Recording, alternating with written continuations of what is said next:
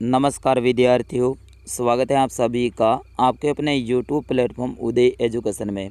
बात करेंगे इस वीडियो में क्लास 8वीं के आपके जो हिंदी के पेपर के बारे में, यानी आगामी जो आपकी बोर्ड परीक्षा होने वाली है उसके लिए हिंदी का पेपर लेके आया हूँ, जो कि काफ़ी इम्पोर्टेंट रहने वाला है। तो आप सभी विद्यार्थियों से निवेदन रहेगा, वीडियो को अंत तक देखिएगा, वीडियो को लाइक कर दीजिएगा।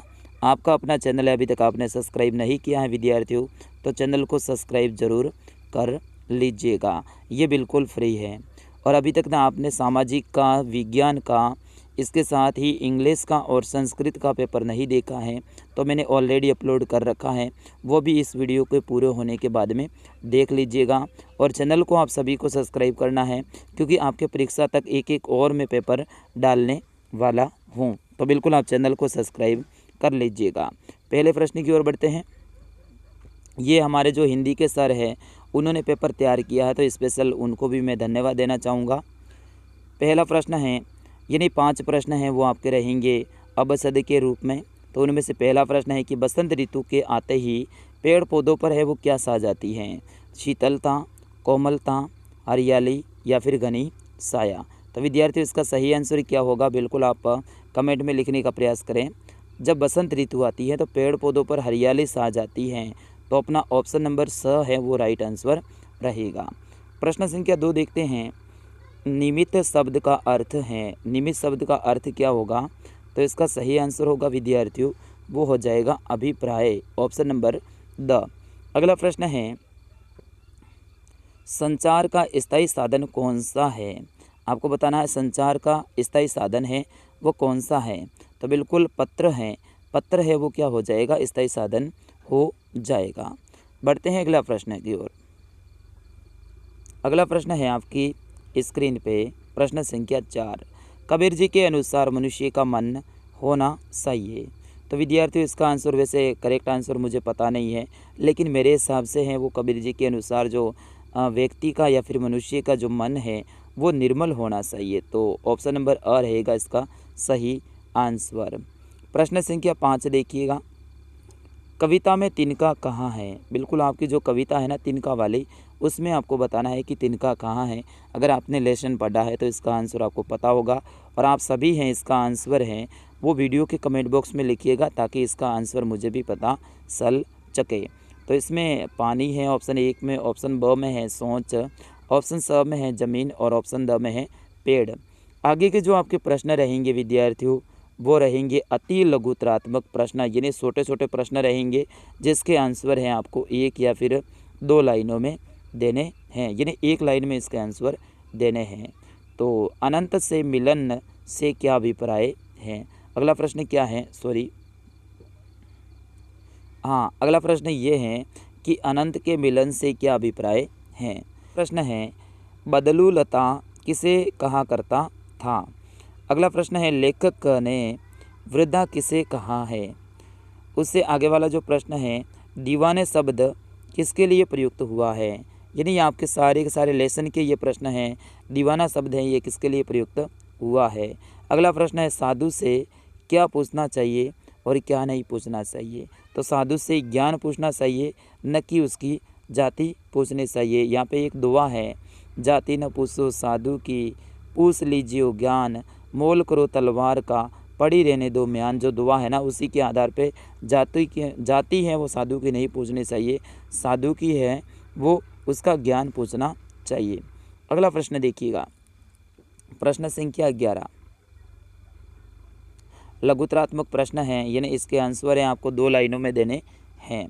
तो यहाँ पे मक्खन चुराते और खाते समय श्री कृष्ण थोड़ा सा मक्खन बिखरा क्यों देते हैं? ये आपको बताना है, ये आपके पाठ के आधार पे ये प्रश्न बन रहा है। अगला प्रश्न है, ग्रामीण महिलाओं ने साइकिल चलाना क्यों चुना? अगला प्रश्न है, द्वारपाल ने श्री कृष्ण के पास जाकर क्या कहा था? द्वारपाल ने श्री कृष्ण के पास में जाकर कहा था कि आपका एक मित्र आया है, वो बोल रहा है, एक व्यक्ति आया, वो क्या बोल रहा है कि मैं कृष्ण का मित्र हूँ और मुझे आपसे मिलना है। तो बिल्कुल इस तरह से आपको इसका आंसर लिखना है। विद्यार्थियों ये पेपर है आपकी परीक्षा की दृष्टि से 101% इम्पोर्टेंट रहेगा, तो आप अंत तक जरूर देखिएगा और इन सारे प्रश्नों को याद कर लीजिएगा। अगला प्रश्न है, चिड़िया सोच में तिनका दबाए उड़ने की तैयारी में क्यों है? तो यहाँ पे देखिएगा उस प्रश्न का आंसर अपन को मिल गया। यहाँ पे देखिएगा ये प्रश्न है ना, कविता में तिनका कहाँ है? कविता में तिनका कहाँ है? तो चिड़िया की सोच में है। इसका आंसर अपन को मिल गया ना इसी पेपर में। तो कुछ प्रश्न ऐसे आते हैं जिनको अपन प्रश्न पर अगर ध्यान से पढ़ते हैं तो उनके आंसर भी अपन को मिल जाते हैं। प्रश्न संख्या 15 देखिएगा आप, पक्षी और बादलों द्वारा लाई गई सीटियाँ को कौन कौन पढ़ पाते हैं? सोच कर लिखिए। अगला प्रश्न है, कवि ने अपने आने को उल्लास और जाने को आंसू बनकर बह जाना क्यों कहा है? ये भी आपकी जो कविता है उसके आधार पे आपको बताना है। आगे वाले जो प्रश्न रहेंगे वो रहेंगे आपके निबंधात्मक प्रश्न, जिसमें दीवानों की हस्ती कवि ने इस कविता में हमें क्या संदेश दिया है? आपकी जो कविता है दीवानों की हस्ती, उसमें कवि ने कविता के बारे में हमें क्या संदेश दिया है? अगला प्रश्न है, चिट्ठियाँ की दुनिया अनूठी है, वो कैसे हैं? चिट्ठियों की दुनिया है वो अनूठी कैसे है, ये आपको बताना है। अगला प्रश्न है, कबीर की सखियाँ क्या संदेश देती हैं? कबीर की जो सखियाँ हैं वो क्या संदेश देती हैं? अगला प्रश्न है, कामसोर कहानी का मूल प्रतिपाद्य क्या है? और प्रश्न संख्या 21 है, निम्न में से किसी एक पर आपको क्या लिखना है? निबंध लिखना है। तो ये सारे के सारे है ना विद्यार्थियों, ये इम्पोर्टेंट है। इसमें से एक पक्का आपके एग्ज़ाम में आएगा, तो इन सभी को आप याद करके जाइएगा। तो इसमें देखिएगा अ में है स्वस्थ भारत मिशन, ये वेरी इंपॉर्टेंट है आपके एग्ज़ाम की दृष्टि से। पर्यावरण संरक्षण ये थोड़ा सा इम्पोर्टेंट नहीं है। जल संरक्षण ये इम्पोर्टेंट है। विद्यार्थी और अनुशासन ये तो वेरी इंपॉर्टेंट है, स्टार लगा दीजिएगा। और सबसे ज़्यादा जो इम्पोर्टेंट है वो है कोरोना महामारी। तो इन निबंधों को आप पढ़ के जाइएगा, इनमें से एक है आपके परीक्षा में पक्का पूछा जाएगा। हो सकता है इनमें से 2 भी आ जाए, और उनमें से जो आपको आता हो वो आप आराम से कर लीजिएगा।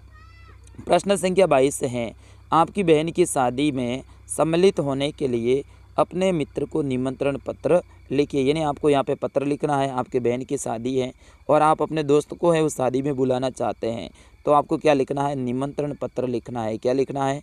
निमंत्रण पत्र लिखना है। वो कैसे लिखना है? आप पूरा फॉर्मूला याद करके जाइएगा। अगला प्रश्न है, अपने विद्यालय के प्रधानाध्यापक को शुल्क मुक्ति हेतु प्रार्थना पत्र लिखिए। यहाँ पे आपको एप्लीकेशन लिखनी है अपने विद्यालय के प्रधानाध्यापक जी को, और आपको प्रार्थना करनी है कि सर मैं गरीब हूँ और जो भी आपके हिसाब से कि सर मैं फ़ीस देने में समर्थ नहीं हूँ, इस कारण से आप मेरी शुल्क मुक्ति हेतु शुल्क मुक्ति का कष्ट करावे। इस तरह से आपको प्रार्थना पत्र लिखना है। अगला प्रश्न है, निम्नलिखित मुहावरों का अर्थ लिखिए। पहला मुहावरा है ईंट से ईंट बजाना। दूसरा है फूला न समाना, यानी अत्यधिक खुशी होना। अगला है प्रश्न है वो है निम्न का विलोम शब्द लिखिए, यानी मुहावरों से संबंधित प्रश्न आएगा। विलोम शब्द संबंधी भी आपके एग्जाम में प्रश्न आएगा। तो अगला प्रश्न है कि निम्न के विलोम शब्द लिखिए। आदर का विलोम क्या होगा? गुरु का क्या होगा? लाभ का क्या होगा? अच्छा का क्या होगा? अनुकूल का क्या होगा? तो आदर का हो जाएगा अनादर, गुरु का क्या हो जाएगा? शिष्य हो जाएगा, लाभ का क्या हो जाएगा? हानि हो जाएगा, अच्छे का क्या हो जाएगा? बुरा हो जाएगा, अनुकूल का क्या हो जाएगा? प्रतिकूल हो जाएगा। अगला प्रश्न है, निम्नलिखित शब्दों के उपसर्ग साट कर लिखिए। कुपात्र, इसमें उपसर्ग कौन सा है? कु है, कौन सा है? सपरिवार, इसमें उपसर्ग कौन सा है? अभिनव में कौन सा है? और प्रतिकूल में कौन सा है? अगला प्रश्न है, प्रश्न संख्या 26 है, व्यक्तिवाचक संज्ञा किसे कहते हैं? यह आपके व्याकरण का प्रश्न है। व्यक्तिवाचक संज्ञा किसे कहते हैं? उदाहरण दीजिए। और अंतिम प्रश्न है वो है क्रिया किसे कहते हैं? उदाहरण सहित लिखिए। तो विद्यार्थियों ये थे आपके हिंदी के 27 इम्पोर्टेंट प्रश्न। इनमें से कई सारे प्रश्न आपके एग्ज़ाम में देखने को मिलेंगे, और जो मैंने पाठ वाले प्रश्न यहाँ पे बताए हैं, कौन से पाठ वाले प्रश्न विद्यार्थियों, उनमें से कई सारे प्रश्न हैं आपके पेपर में आने वाले हैं। तो आप सभी है ना वो याद करके जाइएगा क्योंकि ये पाठ वाले प्रश्न हैं, ये सारे के सारे आपके एग्ज़ाम की दृष्टि से इम्पोर्टेंट हैं।